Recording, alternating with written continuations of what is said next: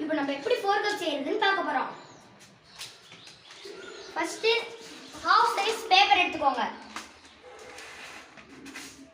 அதை முதல்ல இப்படி மடிச்சுக்கோங்க.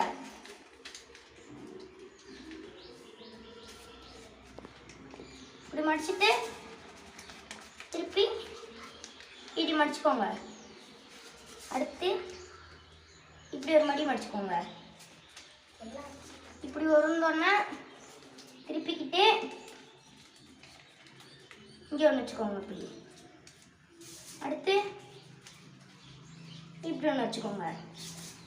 இப்போ இங்கிட்டு திருப்பி இப்படி ஒன்று வச்சுக்கோங்க. அதே மாதிரி இந்த சைடும் இப்படி வச்சுருக்கோங்க. இப்போ இதை இப்படி மடக்கிக்கோங்க. இந்த சைடு